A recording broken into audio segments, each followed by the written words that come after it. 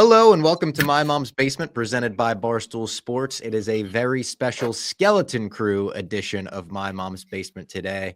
Of course, I'm your host, Robbie Fox, with my co-host, Clem, straight from the dentist. He's all Novocained up right now. Yeah, we said we were going to give this one a shot for the people. I doubt I'm the first person to have Novocaine on a podcast. And as I'm saying it and feel like I'm slurring my speech a little bit, I apologize. But we want to do something a little different for you guys right now, right? Like, give me a sufferin' succotash. Suffering succotash. Is that pretty good? I feel like I'm flowing right. Pretty good. You said somehow my Oz Cobb will really flow if I How about a little Oz Cobb? Oh, the broad hoit me. She hoit me real good. There's a great Impractical Jokers punishment where they Novocaine Murr's mouth up like crazy, and they have him give a cooking class and say things like, "Now I'm going to teach you to make Susan Sarandon's shrimp scampi." So listen, any criticisms of it? If you don't like it, I apologize, but we wanted to give it a shot, see what it's like. It's not that bad. This is the thing. The people on YouTube, don't you screenshot me because I do look like I am like a mouth breather for a while because like I just start the mouth starts sagging. So this is not I prefer if you guys consume this in audio form this week. Be a pal.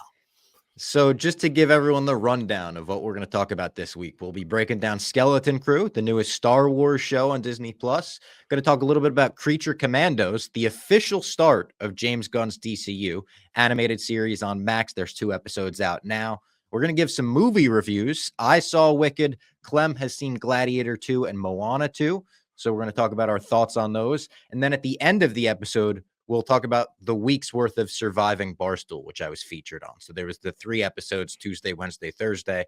We'll break those down in, spoiler detail. So we'll give you a warning before we get there. But there's a lot on the docket today.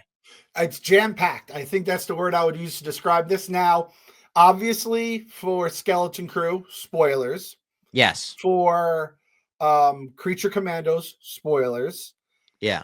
Although for both, I'll be honest, I don't think there's anything that I'm going to say about either that you would be like, oh, I wish I didn't find that out. Yes. And we're not going to go in depth, scene by scene, blow by blow, like we would for Mando and stuff like that. I don't think either of these shows are going to lend themselves to that. Maybe they do down the road, and we'll get to it when it comes to that point. We will go spoiler free with the movie reviews, though, right? Yeah, of course. Because if people want to see it, and listen, if you want to see them, you don't have to worry about us spoiling them for you. You kind of just get a, should I go? There's a lot of different movies out there. Where should I spend let's see, a full movie trip right now at a typical theater is like $45 if you're getting sex. $50. I went to Wicked with my fiance and my future brother-in-law, and I bought the tickets, 3 tickets, my local movie theater, $76. Just for the tickets. Just for the tickets. That's before concessions. And we ran it up at concessions. So that's, you're not even going to the concessions where they really make the money. Bob, let me tell you about my little theater over here, little mom and pop joint. $5 Tuesdays. $5 Tuesdays. I got to move to the burbs, Clem. I'm telling you. When my next lease is up, we're moving to the burbs. I'm missing the suburbs. And this is the best part, Bob. You always go popcorn at the movie theater. I personally think. And my theater, like, you have to support it too, because like they close on Monday, they closed on Wednesday and Thursday. They open for the weekend and then Tuesday. So it's like, I almost am like, well, I have to buy the popcorn and I have to get I'll even treat myself to some candy that's like $4 a pop. Popcorn's, $7, $8.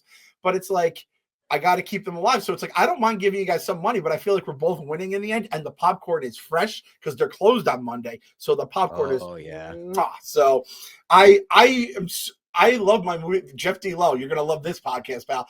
I am like, I want to see more movies. I'm dying to see more movies, but I don't really think there's anything good coming out. I mean, we've already talked about Mufasa. I hope I'm proven wrong by that. So this should be good. I'm excited to talk about it all. We're in the time of year where I feel like I start catching up on all of the movies that were like limited release that are going to get nominated for Oscars. You start hearing about all the award season movies now. And like, I start catching up on those. I just watched a movie called Kneecap. Have I talked about Kneecap on this podcast? No. I don't think so. It's about an Irish rap trio and their name is Kneecap and they're real. This is a biopic where they play themselves. And it's weird because they just blew up. Their first album was in 2018, but they already have a biopic made about them. Michael Fassbender plays one of their dads. Kind of reminded me of like a Guy Ritchie movie, like Snatch or something, but they're rapping in Irish, like in Gaelic. Oh, so half the movie is in Irish. it was messed up, but it was great. And I'm starting to catch up on movies like that, where I honestly just go on Jeff D. Lowe's list of best movies of the year. And I'm like, which one sounds interesting to me? Because, dude, his list. I thought I watched a lot of movies that came out this year. I think my list is up to like 40 movies that came out in 2024. And I was like, I think that's pretty good. Jeff D. Lowe has like 300 movies on his list, bro. That's what I mean. Dave pushed back the dozen to next year, so Jeff D. Lowe has a little extra free time, yeah. And he's just blowing it at the theater. And now he's Mr. LA now, right? So he's probably going to a different movie theater every fucking day just to like try all the different theaters out. You know the way the Jeff D. Lowe brain works. I think the Novocaine is going into my brain because I don't know if I even said that correctly, but we're in a weird spot right now. I'm telling you, this is not fun. I'm never doing this. I'll do it again, but I'm not doing it again. All right, let's get into Skeleton Crew, because this was a show I would say highly anticipated, even just from an intrigue point of view. Mm-hmm. We talked about it from different standpoints, kind of different points of view. Wanted to use the Star Wars thing. I was very excited for it. You were more trepidatious about it, I would say, from the trailers. I think I was looking forward to it because it feels like the Goonies, or it feels like a Spielberg. You know, people were saying that, is it Amblin, the entertainment, like that old whole thing. And you were a little more scared because of the kid actors, which is fair. We talked about it with Ken Jack. We had Ken Jack on last episode, and he kind of set some worries aside, said it's cool, has some pirate vibes. After the first 2 episodes, I got to say, it's exactly what was promised to us in the trailers. It is very much Star Wars Goonies, Star Wars Stranger Things. And I'm in. I thought it was really good. I don't know about you. Like, I wasn't blown away. It didn't hook me like the first couple episodes of The Mandalorian hooked me per se. But I do think they laid a foundation better than some of the other Star Wars shows. Yeah, I think what's the word I'm looking for?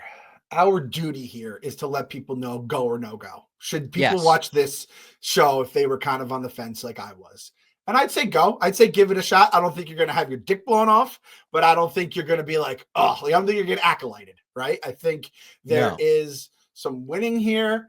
Again, I think everyone was saying Goonies, and we're talking whimsical music, so we're thinking that the whimsical music was a big talk about it. Big selling point for this guy right here. You're thinking John Williams getting some Home Alone tunes in and shit like that. And like, this is the thing. You throw Goonies and you're throwing John Williams around, you're going like ceiling of ceilings for a kid's show. Stranger Things even. I would say it's not there, but it's aiming for there, which is all I can ask for. And you said it, I think, after the first episode, you go, oh yeah, like first 5 minutes in, you're like, this has such a better production value than The Acolyte did, right? It's crazy. And like, again, I say it every time we harp on The Acolyte. I don't mean to harp on The Acolyte, but watching Skeleton Crew almost just makes me think what went wrong with The Acolyte, because the production value is back to the quality of like The Mandalorian or Ahsoka. Like, it feels like one of those shows, or Obi-Wan, or even the Book of Boba Fett wasn't amazing with the scooter episode, but like it felt like a higher level than The Acolyte. And even this show, which oddly, we talked about The Acolyte being like a young adult show. This show feels like it could be aimed for an even younger audience than that, but it works better as an adult. You know, it's weird. It works.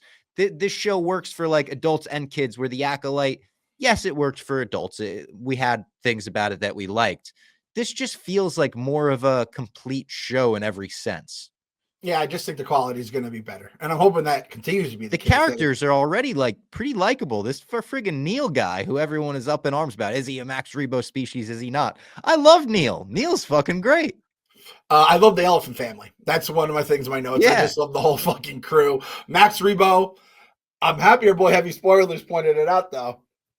What did I say about Max Rebo? It's Heavy Spoilers are the same thing. Said he's an angel of death. As a motherfucker. 2 mass casualty events. Obviously, Jabba's barge. And then I forgot the cantina. It was or Book whatever. of Boba Fett. Yeah, so but hey, not just because he looks like an elephant doesn't mean all elephants are bad. That family, the whole thing where he's like knocking on the window and talking to the brother about where his brother is. I like that kind of shit. Like, it makes you feel like Kunjak said it perfectly. Star Wars suburbs. There's suburbs in Star Wars. They price $5 movies. It's a beautiful thing to see. It almost feels more like just a random like fantasy space movie than it does a Star Wars project right now. And I'm sure that'll change because obviously at the end of episode 2, you get Force sensitive Jude Law come into the picture. But I like that it feels more inspired by outside projects than it does Star Wars. That was another thing that we've been talking about a lot, where it's like the original Star Wars was inspired by samurai movies and World War II movies and Flash Gordon. And you take that melting pot and it creates this awesome thing. Star Wars got trapped in a little cycle where it was, we're just going to be inspired by Star Wars. And when you get trapped in that cycle, new ideas and new environments like this don't arise. Now it's like, what if we just straight up do the suburbs and set it in Star Wars? And they still did little references for the hardcore Star Wars fans. When they have him looking into the window and you see the guy watching the holographic acrobatic show on the table. It's a fucking holiday special reference. And you know I went crazy for it.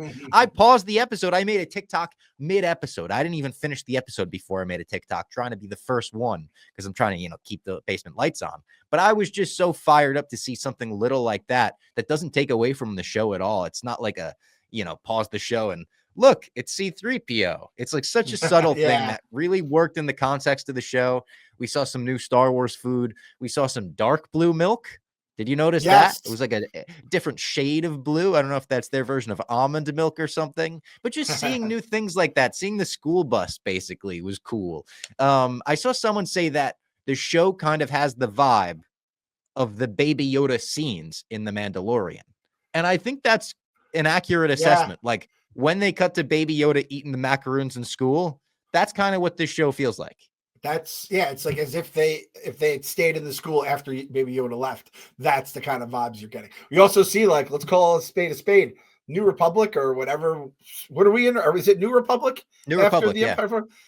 Kind of a bunch of woke fucking babies. Let's just kill it. Like, yeah, you gotta see why they fell after the Empire fell, right? And there's theories about this. Like MT from Heavy Spoilers has this theory that Ad Aten, this planet that they're on, that there's a bunch of mystery surrounding clearly already. He has a theory that this is disconnected from the rest of the galaxy because it's like the First Order training kids to want the most boring jobs ever. Like in that scene where they send the New Republic into the classroom, she's like, oh no, you should want to be an accountant.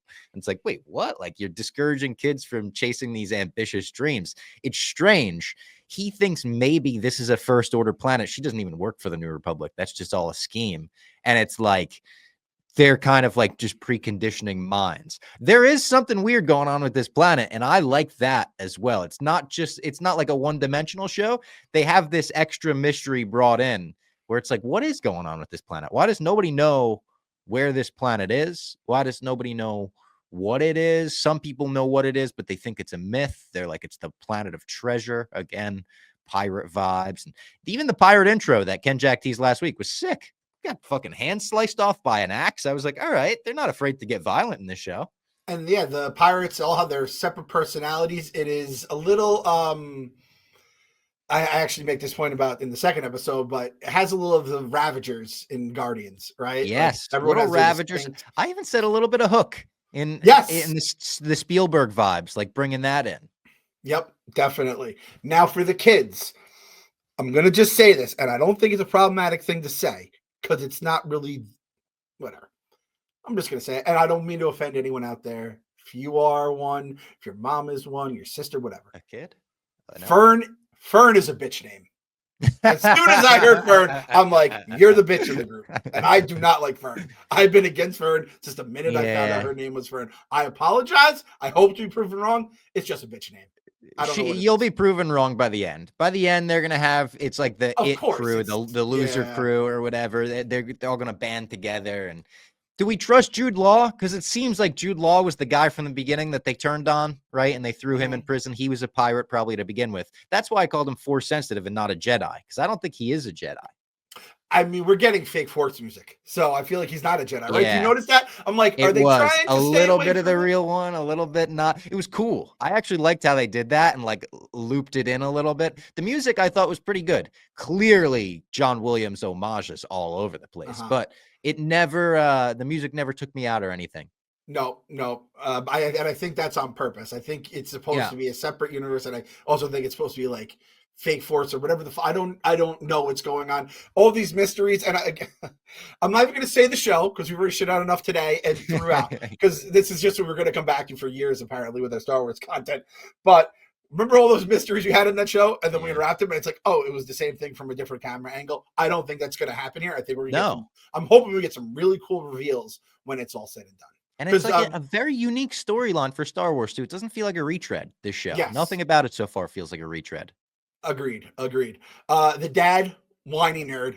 I was gonna say, if we're calling out Fern for being a bitch, the dad with the police study and do this, and how about the dad leaving money and at the beginning being like, I'm not gonna be around much this week. Here's your money for the week, bro. You're not gonna be around at all. Like, give him $5 a day or something. I don't know. And give the kid a fucking, I mean, and listen, the dad has it tough too. Single dad working his ass off, kind of has it both ways, but it's just. I'm sure. And I was like, once they left the planet, I'm like, thank God, that means less of the dad in this fucking show. It's a cool scene too. I liked the discovery of the ship, in the dirt and everything, brushing that away. And then when the ship actually takes off and you realize how fucking massive this ship is, them grabbing him on the side, everything about it felt like a Spielberg homage to me. Like, and that's what we thought it looked like coming in. It is. Last week I was talking about how much I love Super 8 for just being that. It's cool. It's like the vibe that I wanted it to be. I think this is going to be a hit. I think John Watts knows what he's doing as far as like John Hughes inspired Spider-Man trilogy, Steven Spielberg inspired Star Wars show. He knows how to pay tribute to his favorites, and he wears his heart on his sleeve with that. Yep. Even the toy that the kid had, it was almost like a viewfinder, but that's something you would see in the 80s where the kid's obsessed with, in this case, Jedi Knights or something. And that toy, he just lives vicariously through it. And I feel like that's happened a lot in those 80s where the kid is just obsessed with something. I mean, Adventures in Babysitting, she's a Thor diehard, right? And that becomes part of the storyline, which, by the way, I found out that was I just found out that was Kingpin who plays the role of the Thor guy. And it blew my fucking really? mind. Vincent D'Onofrio? I can never say his last name correctly. Thank you for saying it. Yeah. And I was like, it's a young Studley Vincent D'Onofrio. Go from Thor to Kingpin. That is quite a fucking range you have. So I just thought that was really cool. But that toy, and again, as someone that grew up with the little viewfinder, it's a little red thing you put on your face. Yeah. And you click at different pictures. This is almost like a 3D version of it that I can tell you, man, in my mind, that toy existed in real life in some form or another. And the fact that this kid has it, I'm like, it just felt like I was watching an 80s movie set in a galaxy far, far away. It's a complete mind fuck, but it somehow works. And then it also has the Star Wars stuff. Seeing hypers. I mean, Bob, how many times have we been trying to get the good guys into hyperspace and it doesn't work? And these motherfuckers are getting into hyperspace by mistake. By accident. Wow, flipped the fucking script on us. But there was a broken power converter reference in like the first minute of the show. They were like, power converter. I was like, okay, these power converters, the technology is still not there. Yep. And then that star point where they go and you get kind of all the ships, like you get in their Star Wars. They see different aliens for the first time. They're like, aliens, weird. Like they're so inexperienced. It was good. And that felt like nowhere to me in Guardians because it's like it's kind of broken apart. Industrial. Yeah. Speaking of viewfinders, just another reason why I'm marrying Lady Fox. For our last anniversary, she gave me a viewfinder, a toy, and all the pictures in it are pictures of us from over the years. Wow. What a gift that was. Lady Fox knocked it out of the park. Can I shout out Lady Fox for her move she pulled? Yes, I don't know what you're referencing, but yes. I got a holiday card from my guy Robbie, and the stamp on the back, the rubber stamp address says from the future Robbie. It's like from. I think it says Robbie from the future, Mr. and Mrs. Robert Fox. That's what it is, and I'm like, that stamp is only good for like a year or two because then it no longer has, but that is such a girl thing to just like when you get the ring on, you get to kind of do that kind of stuff, and then you have all the married stuff down the road. And I was like, I was so fucking awesome. I love this. Shout out Lady Fox. You can always shout out Lady Fox. She's the best, the absolute best. So closing thoughts on Skeleton Crew. I'm in after 2 episodes. Big thumbs up, and I'm actually like looking forward to episode 3. I don't know if they're doing the 9 p.m. release for the entire season. They did it for the premiere. I hope they do it for episode 3. There's no reason not to. It's Tuesday, right? Tuesday at 9? Yeah. Like, there's no reason at this point. There's no reason not to. Like, I'm probably not going to watch it at 9:00 most nights. If there's like the Knicks are on or some other sports thing, I'm probably going to watch that first, and I'll watch it in the morning or something. But if I want to watch it, it's nice to have the option, because then you never know what happens on Wednesday, and then like you're getting spoiled online. Also, this mind-blowing shit, and I don't know if you've heard about this. I only heard about it this morning. My guy Mario hit me up on DM, the guy who crushes the this day in Barstool history. Do you know that the theory is that Skeleton Crew is basically like I don't know if it's a prequel or a continuation of Captain EO? No. Yes. So I'm going to send you live on the show right now. I'm going to text you there's a Reddit thread about it, and there is many Reddit threads about it here. And I don't know why my copy and paste really. And there's like pictures of what the fuck is going on with this. There are all these pictures of the people at home. Google Captain EO Skeleton Crew. Yada I'm yada. Googling yada. it right now. Yeah. I finally like the Michael Jackson thing we're talking about. I think my keyboard is dead. Yeah. So Michael Jackson, it was a I don't know if it was a ride or I think it was a show in Hollywood Studios, maybe Epcot. It was one or the other.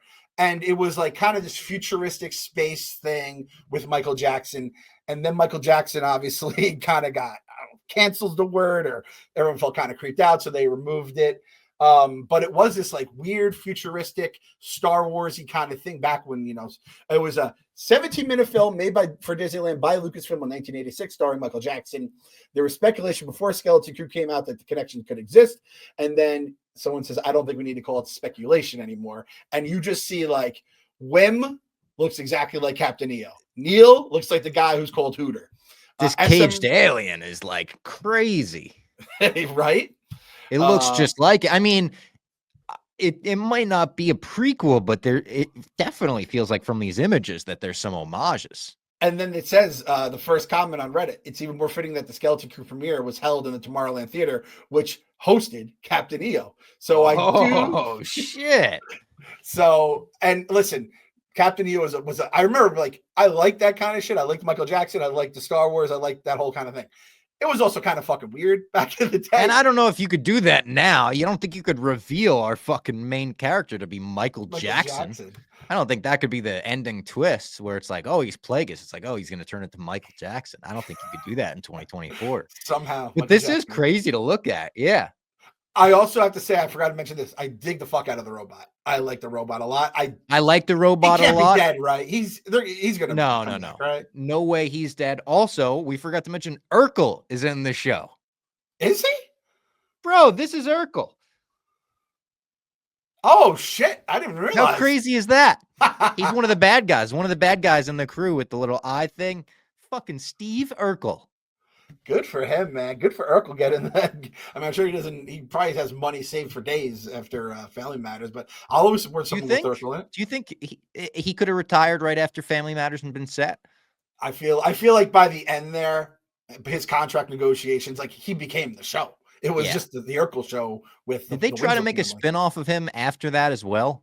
I don't think so, because it just became his show anyway. And I think they probably, like, at that point, he probably had no interest. He's, doesn't want to just be the nerdy guy anymore. You're like probably hitting puberty and becoming like a man. You don't want to just be the nerdy fucking guy who can't get through it, because he just became Stefan all the time. He was like, dude, let me fucking live a little here. So I don't think he was looking for another X amount of years as the Urkel. All right, let's tell everyone about Game Time before we move on to our thoughts on Creature Commandos. And there's even a little bit of DC news we could get into there. We love getting out to live events, whether it's a concert, a football game, a comedy show, a fight, whatever it is. We always use Game Time, the official ticketing partner of Barstool Sports. And now, with their brand new Game Time Picks feature, they're making it even easier to get out to a game. Game Time Picks filters out the fluff to show you only incredible deals on great seats, so you don't have to waste time searching through thousands of tickets. I'll pull up Game Time right now. It's trying to show me tickets in Oklahoma City. I think that's because I was traveling the last time I used Game Time. I'm wearing a Cleveland shirt right now. So let's pull up Cleveland events. Let's just say you're a My Mom's Basement listener from Cleveland, and you're looking to get someone a good holiday ticket this year. You could go to Bucks at Cavs Friday, December 20th. $39. How about that? Trans-Siberian Orchestra, a great December concert. Friday, December 27th, right after Christmas, $75. Bob, I got something even better for you right now. Ready? Yeah, give it to me. Tonight, this is tonight, 8 p.m., the AAC Conference Football Championship, Tulane at Army, right down the road here in the Hudson Valley. Team of the Hudson Valley, support the troops. Oh, that's right. $10. You're getting championship level football for $10. You can see Captain Cons there, that big old jerk. $11, you can get right on the sideline. Incredible. Top 1% value. It gives you like I always love the value stuff. Because like the value is the best. It's the value is what I know. Because I give me the value. Yes. And it gives you, what the best part is about Game Time? I love it. My favorite thing. It gives you the picture of like what it looks like, the angle from your seat. Oh, and it just yeah. makes it so much you just think about sitting there and you start thinking about the event. You start thinking about how much fun it's going to be. It's the best. It's the easiest with Game Time. What are you waiting for? Get those tickets now. Take the guesswork out of buying tickets with Game Time. Download the Game Time app, or you can go to their website, gametime.co, gametime.co. Create an account. Use code MMB for $20 off your first purchase. Terms apply. Again, create an account and redeem code MMB for $20 off. Download the Game Time app today. What time is it? Game Time. All right, so Creature Commandos, as I mentioned, the official start of James Gunn's DCU. This is an animated show written by James Gunn, debuted the first 2 episodes on Max yesterday. You didn't watch it, did you? I watched it, yeah. Oh, you watched it. Oh, we didn't talk about it. We didn't talk about it, so I figured you did it. You think I don't show up? I show up with fucking Novocaine in my mouth. I'm not going to watch. Respect. I mean, I didn't think you watched it. I not only did I watch it, I replied to James Gunn's tweet promoting it and said, James, love the episodes. Would love to have you in the basement. And also, I bought my kids the Guardians vinyl, and I can't wait to listen. I've just shot my shot. Still haven't heard yet. Busy man. Sure, he has a lot of mentions right now. Maybe it bubbles up at some point. So, yeah, I watched it. Now, 23 minutes. You know that's my number. That's nice. That when I logged on to Max last night and I saw that, I was like, oh, this is going to be easy. And it was easy. What did you think? I liked it. I liked it a lot. I do think for me, and I'm not saying this is the right stance, but for me, cartoons have a ceiling for me in terms of like superhero cartoons. And I don't know if it's fair to say or unfair to say. I feel like this is very similar to Invincible, right? Yes. Adult. I mean, same even kind of fighting. Like, you're actually getting the superheroes having their superpowers. You don't have the restrictions that real life does. Also feels like that mixed with the Suicide Squad, because it seems like we're essentially getting the same. That was my exact take, Clem. I was like, this is the Suicide Squad mixed with Invincible. It's exactly that. You get the James Gunn feel from his writing, but like you said, there is a bit of a ceiling on it as a cartoon. Yep. And you're also getting the James Gunn music. Even the stuff that isn't, you're not just getting the fun, whimsical, not whimsical, you're not just getting the fun James Gunn music that's in Guardians, but you're getting like these like songs that are fitting the scene, but it has like, it's just making you rock out inside. Like he's like the Tarantino. Foreign music he uses in this is great. Yes. Yeah. Like he's a guy, it's a song I've never heard of, but he wants you to know that this song fucking rocks, and he's going to put it in the perfect scene to make it like click in your head. So I appreciated that. I also like the idea, as we mentioned last week, that all of these characters, if they appear in live action, will be played by their voice actors. We know Frank Grillo, who plays Rick Flag's father, will be in the next season of Peacemaker. So that's like a cool connection to already know, all right, there are going to be some consequences. And we saw in the like season-long trailer, they show Superman, they show Peacemaker, they show them like dead in another universe, Starfire. And they have the current DCU suits on. Like the Superman looks like the upcoming Superman, and Peacemaker looks like John Cena. So I like that they're kind of telling us right up front, hey, this actually does matter. This actually is in universe. There's the line, I think Waller says something, or someone says something about Rick Flag, like, oh, Weasel made it out of whatever, the Suicide Squad. Shows his resiliency. Operation Starfish and Karatz, or whatever the name of the island is. And it's like, oh, I didn't mean to bring that up about your son. So they're acknowledging events that have happened. I like the Bride of Frankenstein stuff. It seems like that's like one of the main storylines through the first 2 episodes. I thought all of that was cool. Like Frankenstein chasing her through the eras was a cool montage. Frankenstein played by Hopper as well. Good voice actor to play Frankenstein. Good voice actors across the board. Like Alan Tudyk is one of the best. He's Dr. Phosphorus or Mr. Phosphorus. Sean Gunn's James Gunn's brother obviously does Weasel, and he does the robot. There's a lot of good ones. The Bride has a good voice. There's one pet peeve I have with cartoons, and I don't know if a lot of people share this pet peeve. In a lot of cartoons, when they cut to like cars driving away, the cars will be 3D animated, even though the show is 2D animated.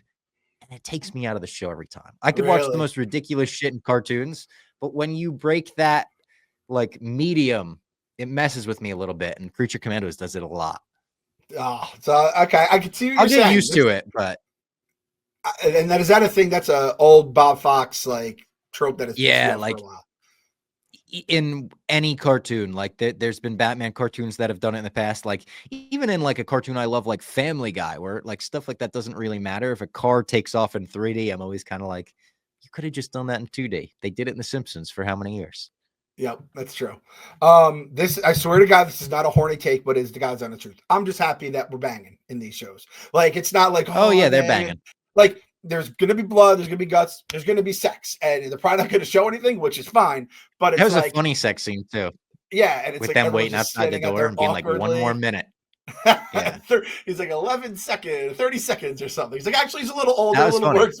That was funny. And that's James Gunn. James Gunn is also like, I can cook now. I don't have, the mouse as my boss anymore. And these guys at DC, they don't give a fuck. Like, again, the people at Max, they don't know what the fuck's going on. So I feel like he's in his own little corner, even though it's the fucking DC Empire. He's able to cook. And this is a take, and I don't know if this, I could be completely wrong.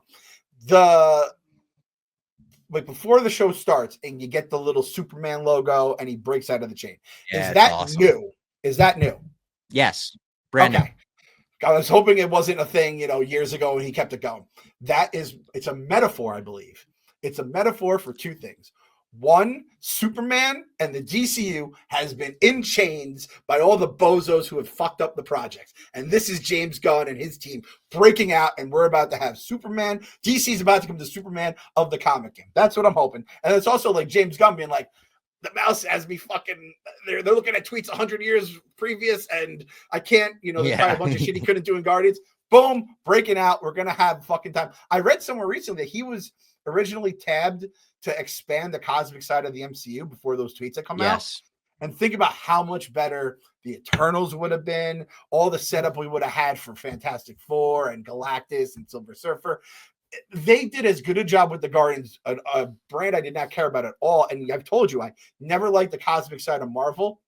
And they brought Thanos into it, and they did such a good job with it. I mean, that just, again, it just feels like a big loss for Marvel. So I'm hoping that fucking little image is exactly what we're going to get. Superman, my guy, Superman, that is, breaking out of those chains. Is going to be the DCU becoming a force. And I mean, again, go or no go. Go for the people that are kind of on the fence. 23 minutes of your time. And I'm also doing this now. Since we're not doing these heavy impacts, I could throw the show on and I'm watching it, but it's like I have my computer open. If I got to do something, I'm not going to get every little detail. And I think that's the perfect way to watch these shows. We don't have to like treat every single episode of every single show on all these different nerd platforms as like have to watch every single second and soak it all up. So it has me hooked. One of my least favorite things about Invincible, sometimes I'm just like, I can't get through the whole episode right now. And the fact that this makes it so much easier, I appreciate. You could watch this on a commute on your phone. It's one of those shows where it's like such an easy, great intro as well. Another James Gunn show with an awesome intro, good music, the character screens, and ending it with like James Gunn writing it at a laptop. Like I like animating him and stuff. Like him putting himself in there is great. So yeah, 2 goes on Skeleton Crew and Creature Commandos, both shows that debuted this week with double episodes. I got one question for you now. Who is your favorite character so far in the Creature Commandos? I'll go through the list here because I got a picture. The fish girl. Yeah. The Nazi killing robot, Bride of Frankenstein, the flag guy, the phosphorus skeleton guy, or Weasel. I think it's the Bride. Really? She's number 1.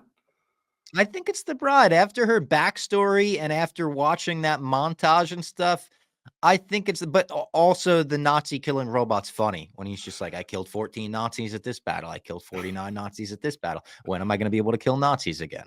Like, we're a Nazi. We love on this podcast. We're a Nazi killing podcast, not a Nazi podcast. And we love anything where it's like Indiana Jones punching Nazis in the face. We love it. Fucking Nazi zombies, killing Nazi zombies. We love it. Anything where you do that, we call it a cheat code, basically, where it's like, oh yeah, Captain America punching Red Skull in the face. We love it. That was my answer. It's the Nazi killing robot as well. He's just so funny. And I mean, I think James Gunn is good enough with his jokes. He won't make it get stale. It'll always be funny, or he just will keep it in his pocket. I wonder if we're going to get like each character will get kind of a little flashback like the bride just had, and we get to learn her story, and we kind of go by with everyone. And again, it's the little things like at the end of that second episode when the fish girl was like, go, and you're thinking, oh, she's telling her to go, and she's like, fuck yourself. The fish girl I like too, like a cool character design too, where it's like they also did a great job in the first 2 episodes of making the team just like, I feel like I know them already. These were a bunch of characters other than Frankenstein and the Bride of Frankenstein that I've never heard of, really. Weasel, I guess, as well. But like instantly I'm like, oh, like, no, I know them. I get their dynamic. I get their powers. I get each of them to a degree now. Like, I like that about that. James Gunn's very good at that. Star Wars, I feel like we've had Star Wars shows where it takes the first 3 episodes that they launch the same day that are an hour. And even by the end, you're like, I really don't have a grip on anyone's name or what they're supposed to do. How crazy is that? I think the bride is actually Tala from Obi-Wan. Oh, okay. Okay. Do you remember Tala? She was like the... Not at all. Also, the only other like news item I had, a DC thing, I was on Hard Knocks this week, Clem. I was like Rick Rude on Surviving Barstool and Hard Knocks at the exact same time because Joe Burrow bought a Batmobile. And I blogged about this last month where it's like Warner Brothers is putting 10 Batmobiles for sale. It's the Tumbler from the Dark Knight trilogy. They're not street legal, but they're quote unquote fully functional. I don't think they're fully functional because they can't turn into a bat pod, like, come on, don't try to pull the curtain over my head with that. But Joe Burrow bought one. He talked about it on Hard Knocks, which is just the most badass thing. Him and his boys just hanging around. He's throwing football. He's like, did I tell you I bought the Batmobile? The coolest thing I've ever heard.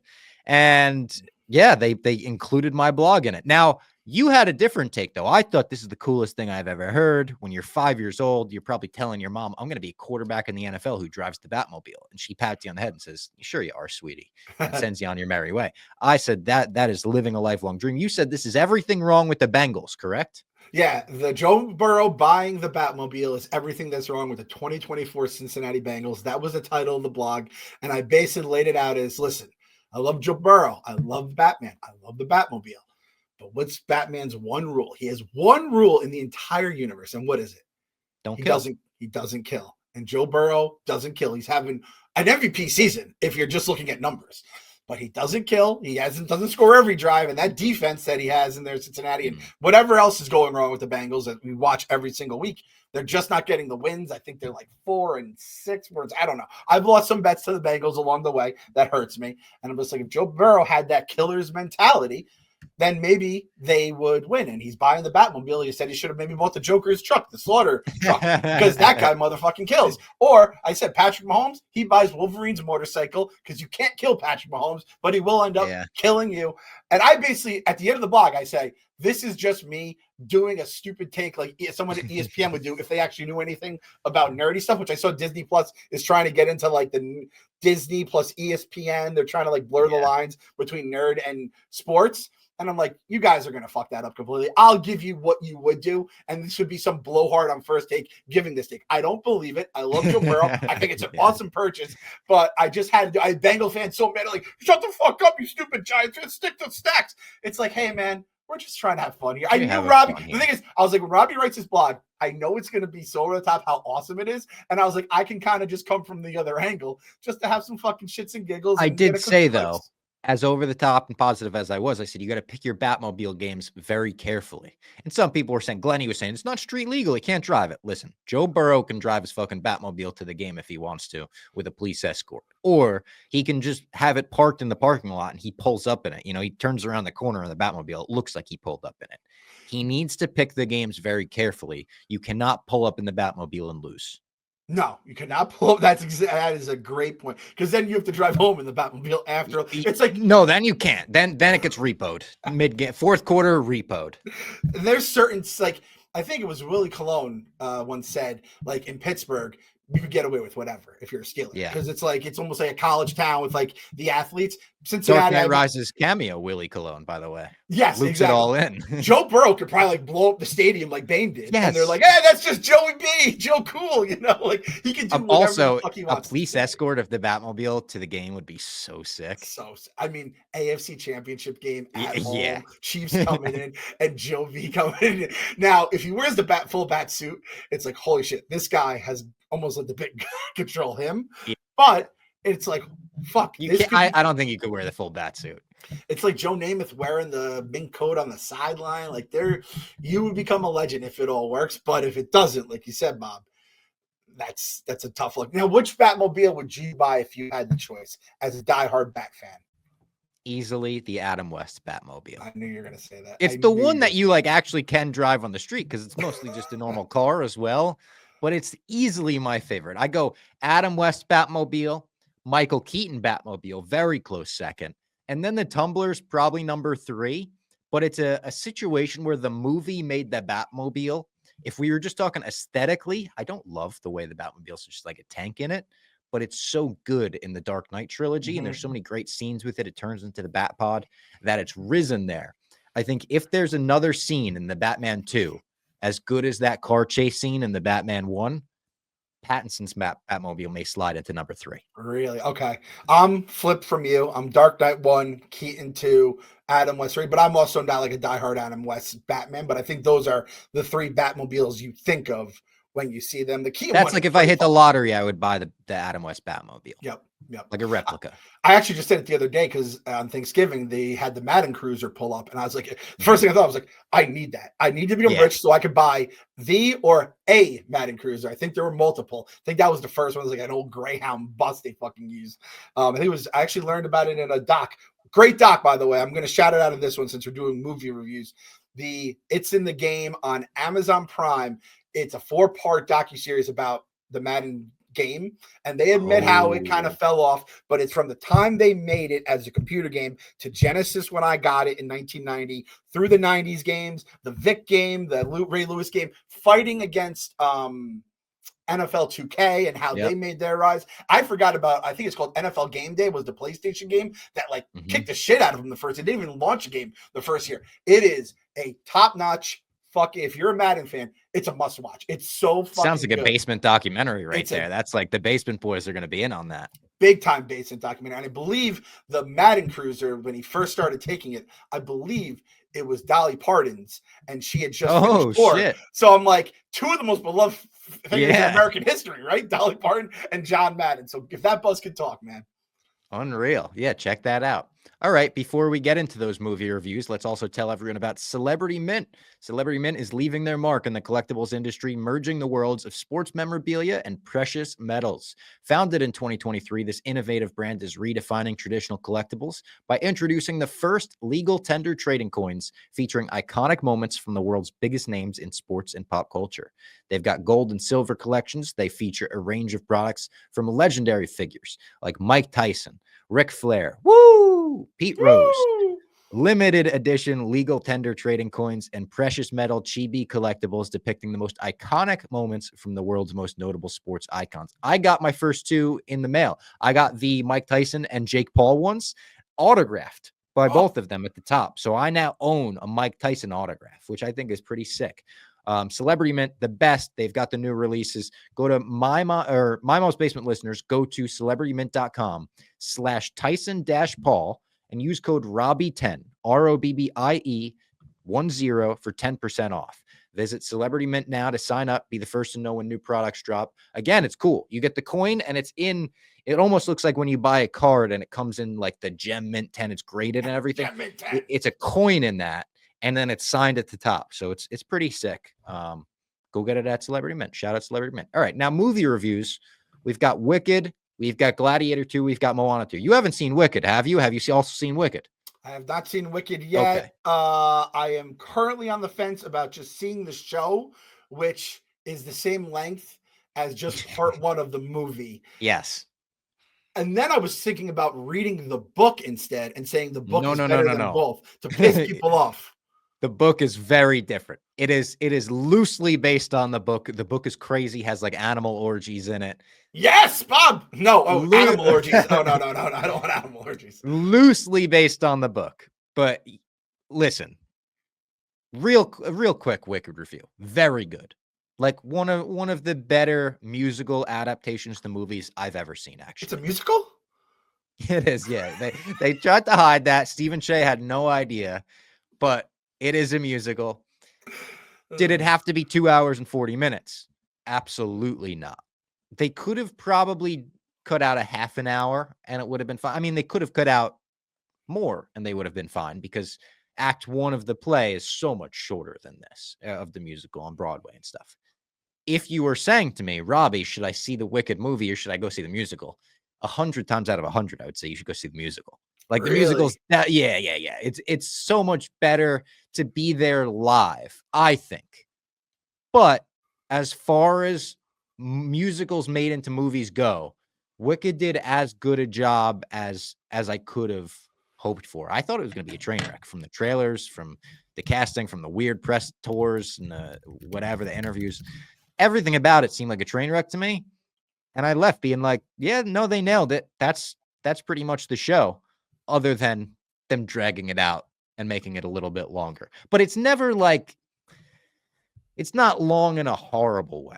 It's just, it felt long to me. And some people have said the complete opposite as well. Some people have been like, it breezed by. But I would say overall, they did a very good job with Wicked. And I'm looking forward to part 2. I think part 2 will be very good as well. Okay. Yeah. I think at some point, I think I was on the rundown and there was someone had told me that there was an intermission in the movie. I'm like, wait, I'm not going to. Thing is, like, I kind of want to go back to the movies and get a nice one of the recliner seats and just like hang. But it's like, I don't want to then have to wait a year to then see how it ends. I don't know if I'll actually get to the play either. Now, this is the thing. I was all in to see it. I like a good musical. I don't hide from them. I also like The Wizard of Oz. I do not know a lot about Wicked. I just know it's from a different point of view, changes the way you think about the characters, whatever it may be. The thing is, Sienna, for her birthday, she's going to go with my sister and her cousin, my niece, to the show. So it's like, I don't have a reason to see it with my daughter now. And I don't know if my wife is really dying to see it either. So if she doesn't want to see it, I'm probably not going to see it. In that case, I would like to see. Now, the thing is, I also don't want to go to the city because I don't like going to the city. I'm definitely not taking my fucking kids to the city. I saw there was an off-Broadway one, I think in Hartford, that I wouldn't mind driving to. It's not too bad for me. But now, did you have family that worked on Wicked? Yeah, so my Uncle Fun, who we refer to all the time on this show, has worked on Wicked for 25 years. I think it's been around or 20 years. I think they just celebrated. I think 2004 was the 20-year anniversary. I could be wrong about that, but I believe they just celebrated 20 years. He's been with it pretty much since the beginning. I think he loaded it in. I think he's, hopefully he'll load it out. Well, hopefully he won't load it out. Hopefully it's there, for so many years and he doesn't have to load it out. This movie will probably help that, I would hope. Yes. And my brother worked on it for 10, 12, I don't even know how many years, but he also worked on it for a very long time. My brother would fly the monkeys. He would literally be on the other side of the rope, like making sure the monkeys would fly. So like I've seen the show from the audience twice, I think, and I've seen the show, in pieces from backstage and the fly floor so many times from, going in over the years and seeing how that works. And like, of course, to them, I asked my uncle, I said, are you going to see Wicked? And he was like, I've seen the show. I've heard the show 8,000 times. He's like literally over 8,000 times I've heard it.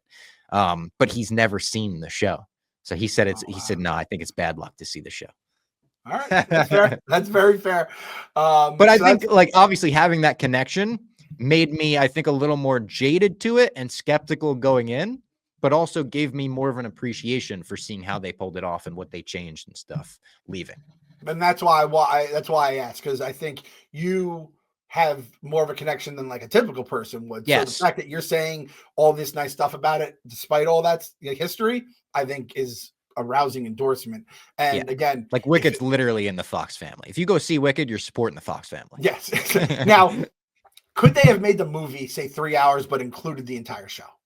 Yes. Oh my God. Yes. That's what pisses me off about this. Because they did it in the show. Yeah, that's true.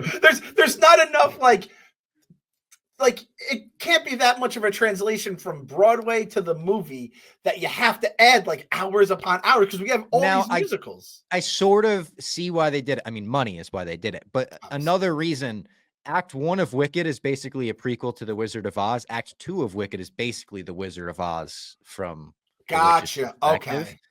Kind of like it's like it gets into that territory. So it's like it is a decent stopping point. Also, it of course ends with like Defying Gravity, Act 1, where that's the fucking song everyone even knows from the show. Okay. So for Good, I think is the other one. Yeah. So there's reasons that what's happened. Bob Fox, this is another go. We're having nothing but goes. It's a go. Yeah, I would recommend. If you're into musicals at all, you'd probably like this. Okay. So what do you want to talk about first, Gladiator 2 or Moana 2 of the sequels that you saw? I don't know what's going to have more of an appeal to the pod right now. I mean, Moana would be the podfather side of things, but Gladiator, we'll go Gladiator. Why not? We'll go Gladiator. Okay. I think that came out first, right? Yeah, Glicked came out on the same day as Wicked. That's right. I thought I was like, why didn't they release Moana the same day as Gladiator? That would have been sick. We could have had like Mo8 or Moana. And this whole time, Glicked was a thing. I wish it got a little more. I would have done that. I would have done the back-to-back feature. It's interesting. Gladiator 2 is interesting. I thought when I saw the previews, when I just heard it was a thing, I thought this was just going to be, hey, we're going to throw some gladiators in a Coliseum. It's not really, it might be loosely tied to Gladiator 1. Without giving away spoilers, it is very entrenched with Gladiator 1. And, so I didn't realize it was going to be like that. So much so that, would you say you have to see the first to see the second?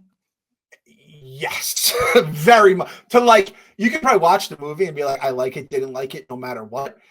You will appreciate it, or just everything makes a lot more sense when they're talking about stuff. And without giving away anything, the first like 10 minutes, 5 minutes of like the opening credits is just the old Maximus scenes in like art form, where it's like straight out of the movie. And I'm like, oh shit, like I didn't previously on. Yes, I didn't think they were going to acknowledge Gladiator 1 at all. And it really just like you feel like it's like still part of the same universe and same story. So I did appreciate that. I'm like, I wish it came out like fucking 20 years ago when it was the biggest fucking movie in the world. Kenjack, I was trying to think of all these different ways I could like sum it up, and I can't do better than I think Kenjack said it. He's like, it's like someone like found this script on Reddit and just was like, boom, ripped it, put it in there. It's definitely sloppy. It definitely could have been much better. I hate to say it, but who's the guy, the lead that everyone's shitting on? Oh, Paul Mescal. He just does not fit the role. Now, This is the thing. You could actually make a case without giving away spoilers that he actually fits the role perfectly if you think about it, but I'm not going to talk. I can't really talk about it here the way I want to. If you want, DM me and I can discuss my thoughts on that. But it's like, if that had a different actor, I think the entire movie really could get much better. Damn. As it sounds. Yeah. He's going to be playing Paul McCartney in the next 4 Beatles movies. Now that's the thing. His role in this movie is not a British pop star. So you're all right. It's nothing against his acting ability. It's just his demeanor and the role they wrote for him or gave him. I was never like that dude. Like when I saw Maxis, I'm like, when I saw Roster Girl, I was like, that fucking guy I will follow into battle and fight barbarians against. This guy, I'm just like, I don't really, it was and it's like it's a weak It's not even a strong. Were you telling me Ralph Cifaretto wouldn't like this movie? Listen, I'm happy he's not here to see it. That's all. Oh man. There's also a chance though that sick fuck loves it. Yeah, Just the fact he's back in that fucking ancient Rome. How is Denzel? Denzel was cool. Like it's not He's just being Denzel. Like yeah, he looks like he trailer. Exactly. It's like, I don't know. It's not Denzel's fault, but like, it's always like, that's Denzel, I'm thinking that's Denzel in the ancient times. It only happens with a few guys. I said Matt Damon is one of those guys that was always Matt Damon. And then the guy, I think our boy's in it, right? From Stranger Things. Is that Joseph Quinn? Yes. Plays one of the twins. He's going to be playing Johnny Storm as well. Yes. I didn't care for that character, but I think people liked him. So it's like, it seemed like a cool concept. The twin emperors, and they had that weird, like powdery makeup on and stuff. It seemed like a cool concept, but everyone, even Devlin, was like, yeah, he's like, they didn't really like do a ton in the movie. Yeah. Yeah. So it's like, I just think there was a lot more they could have done better. However, it's not like with Napoleon. When I left that theater, I was like, I fucking hated that movie. And all it made me do was want to watch another Napoleon. I'm like, you know what? I got the sequel to Gladiator. It's all right. It's not, I didn't like go or no go though. If you like the first one, just go see it, Yeah. And listen, see it in the theater, support the, like, what are you going to do? Wait biggest screen possible. Yes. Biggest screen possible. Is that what they keep saying, right? See it in IMAX. Get some biggest screen. All right. This is how you see Gladiator. Biggest screen possible, biggest popcorn possible, biggest soda possible. Boom. Boom. You can't have a bad time. And by the way, after we talked about theater etiquette last week, a guy in my theater of Wicked in the front row took 2 fucking front-facing selfies with the flash on mid-movie. Took one. We were all like, what the fuck? And then put his phone back up. I guess he didn't like the first picture. Took another one. I heard some of the Wicked fans are like diehard crazy fans. Oh yeah. So you better watch out who you call out. The guy in front of me was clapping after every song like it was like a Broadway show. He was the only one clapping. It was a little annoying after like the 5th song. It was like, all right, guy. I also have to say this. I think you said, was it the Gladiator take I had that got a lot of heat in the comments? Yeah, it did. Yeah, people didn't love that you said the first one like didn't hold up that well. I said it. There were some parts that really like it drew on too long.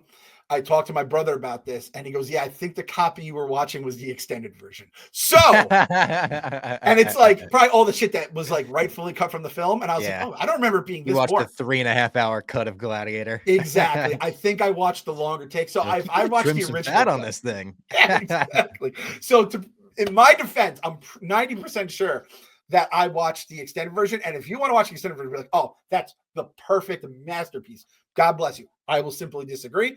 When I saw the original movie, it was like my top 10 favorite movie at the time. So I love Gladiator. Gladiator 2 does not match Gladiator 1, unfortunately. This made me want to rewatch Gladiator 1 at some point, though. Okay. Non-extended version. I was going to say, speaking of sequels that seemingly don't live up to the original, Moana 2. Yeah, so listen, I went into Moana 2 basically expecting the absolute worst. When I heard that they were making it, I was like, you motherfuckers. Like, Disney has no shame at this point. They will just sequelize everything. And the fact that it was made as originally going to be a TV show, and then I think they were so impressed with the TV show, they said, fuck it, let's make it a movie and cash the fuck in on it. I understand why they did it. I'm at the point now, I'm getting older, little like less angry at life or whatever. You just kind of just relax. Don't give a fuck about anything.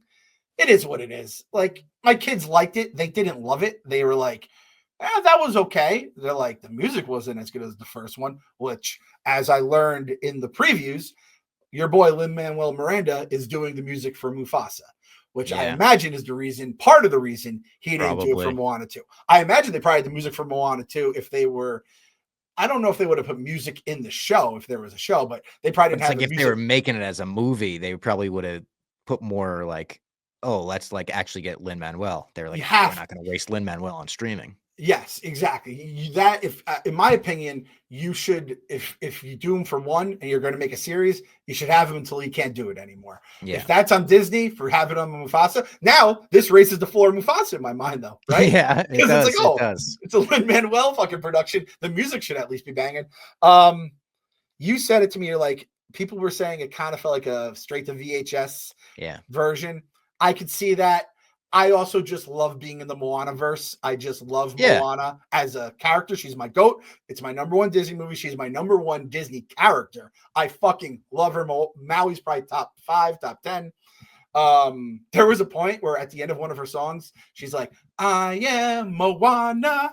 And Bob, God's honest truth, I'm in the theater with my wife. The kids were sitting with their friends. And I go, damn right you are. Like, I was fucking stoked when I heard Moana. I was like, yeah, you're Big fucking Moana. Yeah, I was like, fuck yeah. So, you know, it's kind of like the first one. You get some wacky characters, the monsters, all that stuff. And I'll see it out of respect. I'm treating this like it's like I'm friends with your older sister. So, you know, yeah, one of those. It's like, I'll treat you the respect of that. You want to go to the theater, stay warm, eat some popcorn on a weekend. If it made it, I mean, it's making cash hand over fist. Oh, yeah. It'll it's probably like the biggest opening weekend for an animated movie ever, I think. Yeah, it'll probably be out through Christmas. Like, if you're looking for something to do during Christmas break, go see Moana. You know, if you, I don't know about spending, you know, $150 worth to see it, but it's like I think there's a chance they make a third, and then if they do a 3, oh, they're doing a 3. They're doing a 3. Yeah, they're doing a 3, right? Back. They need Lin-Manuel back, and I need the writer. I need the whole fucking crew, all hands on deck. Yeah. This is the thing. Like, I'm trying to think of, like, Inside Out 2, I'd say was not Inside Out 1, but it was higher than Moana 2, in my opinion. Toy Story 2 and 3 are kind of the, like, blueprint of this is how you make a trilogy for animated stuff. They owe it to the Moana fans to bring the same gusto of 1 that they bring in 3. Yeah. And 2 will kind of just be like the ugly stepchild of it all.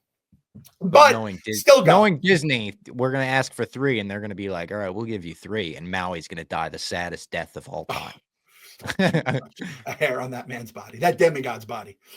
One more ad. We got to tell everyone about Turtle Beach headsets. 'Twas the night before Christmas, and all through the house, not a gamer was stirring, because they were all dialed in wearing their brand new Turtle Beach headset. The gaming headsets from Turtle Beach, I've told you about in the past, were absolute gold growing up. If you didn't have a Turtle Beach headset, you weren't playing with the squad, because they were the best in the world. You could hear people coming from behind you.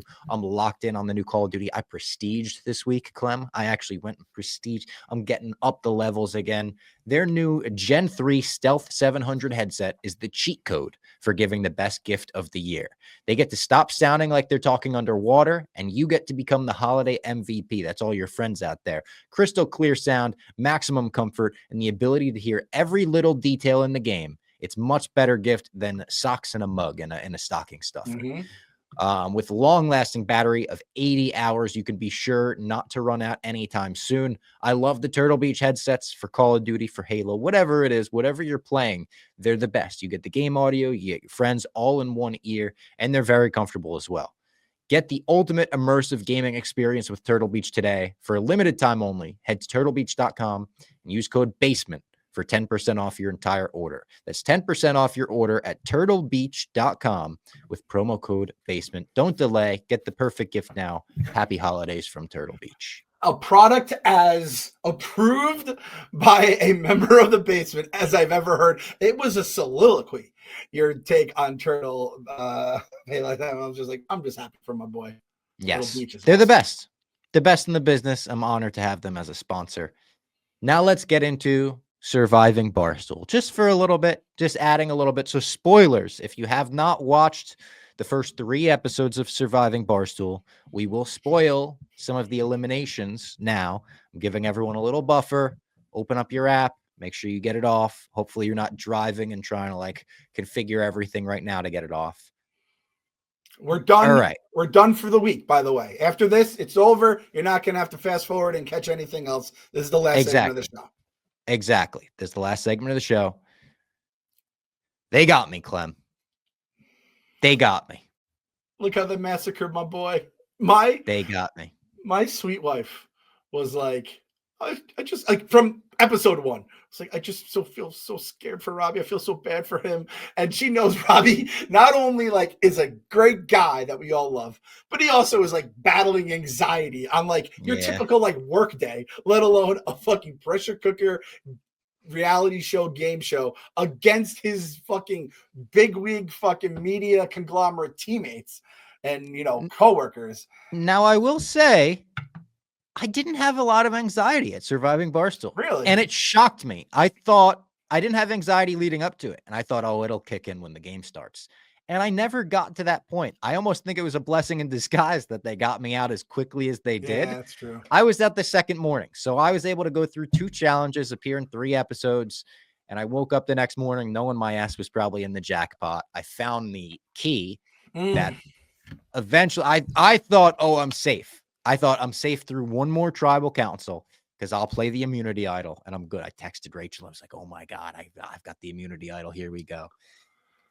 And I used the key and I lost a vote. And I knew then my ass was in the jackpot real bad. And I didn't know I was going to be voted out in that specific tribal. And I kind of did believe that Mince was going to be next. You see in my final confessional, I'm like, hey, sorry, Mince, I don't have a vote, but we're getting you on this one. And I went and sat back down. But the second I saw the second vote for me, I knew it was me. Because here's a little behind the scenes, pull the curtain back for everybody. My edit, I thought, was great in terms of everything that happened for the most part. Like they showed, there wasn't anything crucial to my game, especially in the first 3 episodes, that I felt like, oh, they didn't include that. They did me dirty. But there was a lot more between me and Big Cat. I was kind of like clinging on to Big Cat at every turn, trying to show him loyalty because I knew I caught Big Cat, Will, and Whitney talking in a private room the night before I got voted out. And I walked in and saw them, and I was like, oh, fuck. So I went and confronted Big Cat about that and was like, what were you guys talking about? He tried to play it off. I knew he was lying to me, and I said that to the camera. I said as much. It was like, I don't trust this guy anymore. I think he's lying to me. I know I'm not in the real alliance. We'll see how far this goes. So that was one thing where I understand why they didn't include that, because it makes it a little more surprising when I get voted out. But there were some interesting, like, conversations. So many people were like, how could you not see it coming? He did a very good job of making me believe it was Mince next, where he was like, listen, it's going to be Mince next. We need to win challenges and stuff like that. And I was like, it's you and me, right? We're like in this. And he was like, yeah. So he did get me over on that. But like I said, my like post interview or whatever, I didn't have any hard feelings. Like, I thought it was funny that Jerry's like, fuck those people, never going to work with them ever again. And I very much was like, listen, I got added to the cast last minute. I was a replacement for Pat Bev, which is crazy. Amazing. And I knew going into the game that I was like, I had a target on my back. Everyone was talking about me like I was the favorite to win. Like I was going to easily like coast through this game and win it. And then when we got split up into tribes, I didn't really have any like main alliances. Like a lot of my friends are on the other 2 tribes. The only like people I talked to coming into the game about maybe we could have alliances, and I didn't really do that. We're on the other tribes. That was another mistake I made. I didn't realize how many people were talking to each other before the game. I didn't talk to anyone before the game, really. I talked to like my friends of like, yeah, if we get put on tribes, we'll be friends, right? But that was it. And to be fair to you, like you also were late, so it's like people were day one. People were said, I mean, Jerry.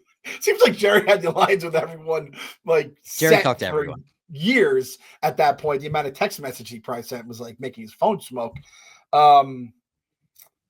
You're not going to do it. I'll say it. Fuck Big Cat. Fuck him. He's not allowed in the basement. Big Cat is banned from the basement. 1 year ban. And not only that, it goes the other way. I will not go on Part of My Take. Ever. Oh, you know what? Until he apologizes. I'll stand with you on that one. You're standing with me. I'll stand with you. I won't go on Part of My Take either. I will not accept any takeys, any awards given to me to butter me up. No, fuck that. No. You come at the basement. My favorite part of the show was when Dave was like, I can't wait to stab Jerry, like wipe his blood from my sword. That's the kind of fucking like pettiness you need in these shows to survive.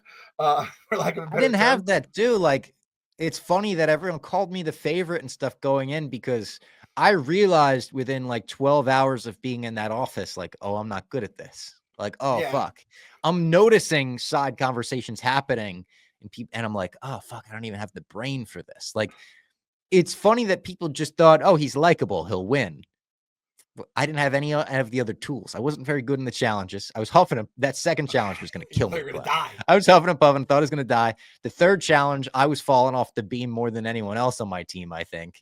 So it was like, I had a blast though.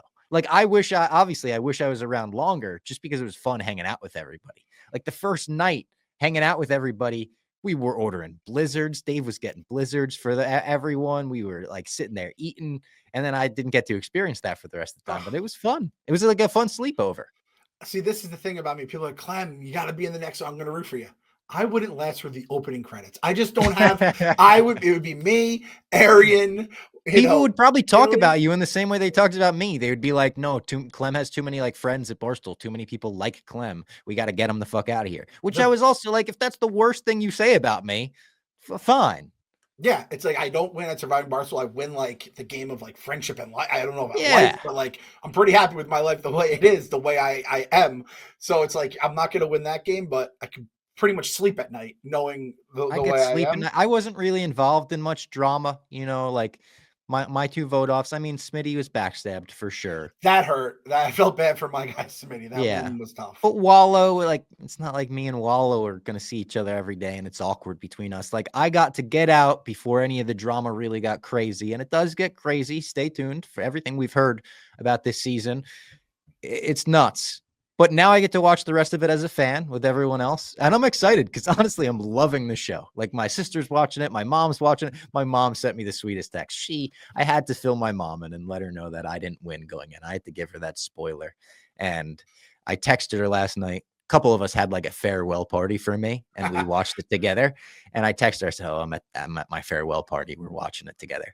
And she wrote back, like, I know it's coming, but I just don't want to see it. It was like the sweetest, like most heartbreaking thing. It was very funny. My sister texted me, fuck Big Cat. Really funny. I said it was like when I rewatched Sopranos and it was the long-term parking episode. And I'm just like, I don't want to watch this. And my wife has no idea what's about to come when she was watching it for the first time. And I'm like, oh, and that's kind of how like you felt versus your mom felt, where it's like, oh, no. Yeah.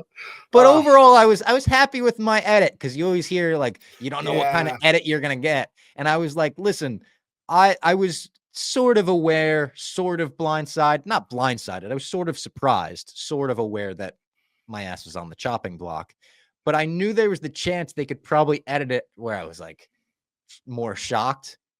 But I felt like it was clear from almost episode 1. Everyone was like, Rico comes to my team and he's like, you got to get Robbie out. And then the next episode, they're like, how do we scheme to get Robbie out and make Megan one of the 4 and all of that. So it was actually funny seeing my team scheme against me because I was like, oh, this is the stuff I missed out on.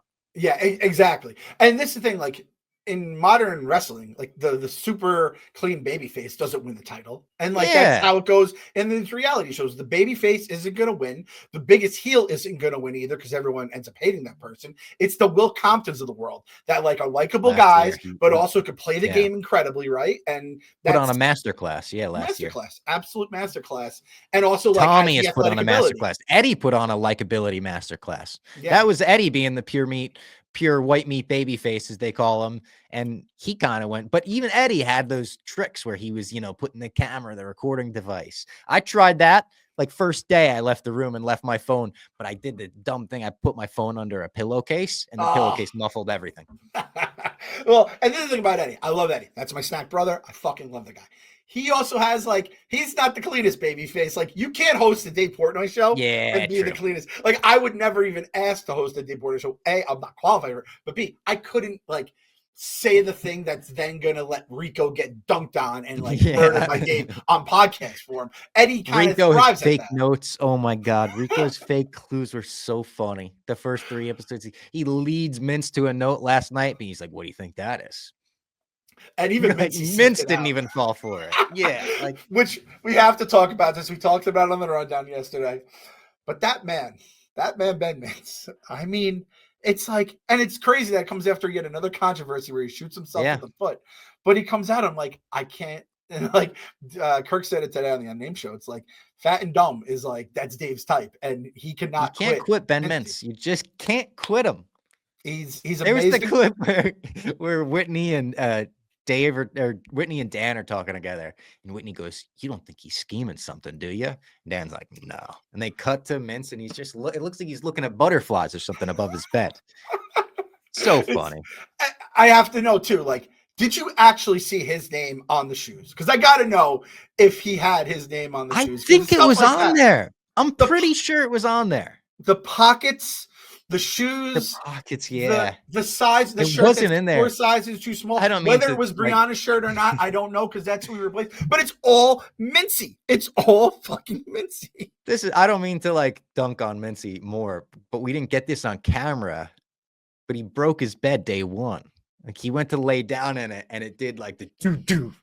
Like he was lying there, feet up in the air, head on the ground. And Caitlin Walker, I know Caitlin Walker was the first one to get in there and be like, "Mince, did you just break your bed?" Like with a phone. He's like, "Yeah."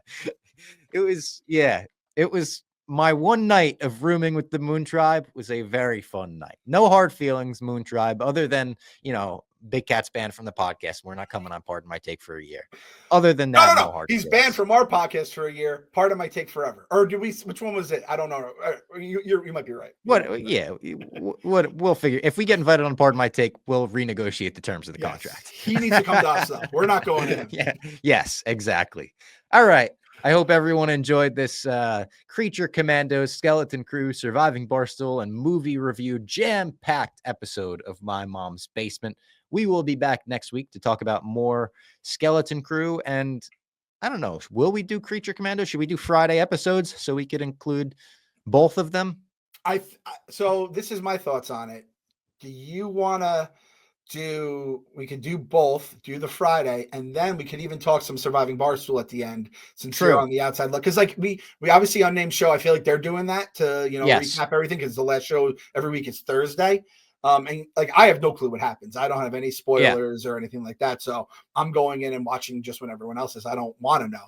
So I only know to a degree. I know from little whispers and stuff that I've heard. A lot of the stuff, even in the first 3 episodes that I was there for, was surprising to me. So exactly. It'll be fun to do. So yeah, Friday episodes for the time being, for the time you know, going forward. This way we can do the old YouTube clips. Surviving Barstool cast member tells all. Yeah. It's the number one and two trending video. I know. Might as well fucking suck the teat on that. And it deserves to be that way as well. Shout out to the editors. Shout out to everyone behind the scenes, the cameramen. The amount of footage that they had to sift through, I can't even imagine. Every conversation I had for the 24 hours I was there was on camera, on multiple cameras. Someone filming on their phone, someone filming on a camera, another camera angle. The amount of mics hooked up, 24 to begin and everything, with the boom mics, with the mics in the different rooms. It's crazy the amount of work that went into it. And they did an amazing job. It feels like the kind of reality show that could be on TV or could be on Netflix, like in a heartbeat. Yeah, it's awesome. So see you guys next week. See you next week.